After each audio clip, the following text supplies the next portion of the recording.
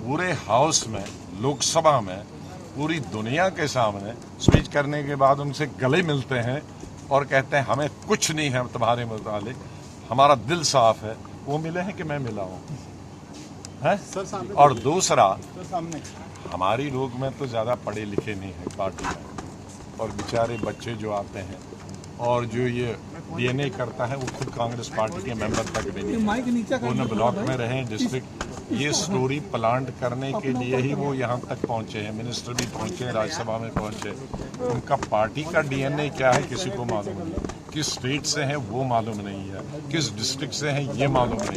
पहले तो अपना वो डीएनए चेक कराएं, वो कहाँ के हैं, किस पार्टी के हैं। वो तो फ्रीलांसर थे कुछ साल पहले, 96, 97, 98 गवर्नमेंट में वो किस गवर्नमेंट के लिए काम कर रहे थे एज मुलाजम, हमारी गवर्नमेंट नहीं थी, किसकी मुलाजम थे वो।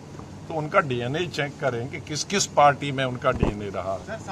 जो हाउस में बैठकर बीजेपी को स्लिपें भेजता था और एज लीडर अपोजिशन में पहली स्लिप से देखता था, उनकी स्लिपें उसको आती थी, इनकी स्लिपें उसको जाती थी। दिन में तकरीबन 100 स्लिपों का उनके बीच में एक्सचेंज होता था।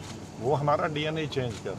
सबसे ज़्यादा अफसोस तो यही है कि आउटसाइडर जिनको कांग्रेस का कोई अता पता नहीं है, जो चापलूसी करके या ट्वीट करने के लिए उनको पद मिले हैं, वो आरोप लगाएं तो हमें बहुत अरे सुनो, बोलने दीजिए भैया, आप भी तो कर सकते हो ये चीजें, तो सबके लिए बोलिए सर। तो वो हम पर आरोप लगाएं सामने कैमरास हैं, हाँ। और सब कोई दूसरा कांग्रेसी जिसने हमारे साथ काम किया है तो इसलिए।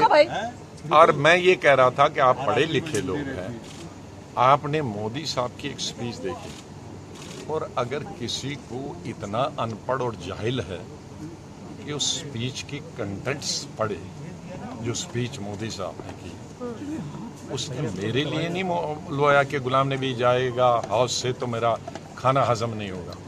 उसने एक घटना के बारे में बात की। शुक्र करिए, मैं मोदी साहब को समझता था बड़ा क्रूड आदमी है, शादी नहीं की है, बच्चे नहीं है, बीवी है, तो इसको कोई परवाह नहीं होगा। लेकिन कम से कम इंसानियत तो उसने दिखाई। जब मैं चीफ मिनिस्टर था कश्मीर में, और गुजरात की टूरिस्ट बस पे गाड़ी के अंदर, नॉर्मली गाड़ी के बाहर लगता है ग्रेनेड, शीशा खुला था तो ग्रेनेड गाड़ी के अंदर बस्ट हुआ, तो लोग ऑन स्पॉट मर गए।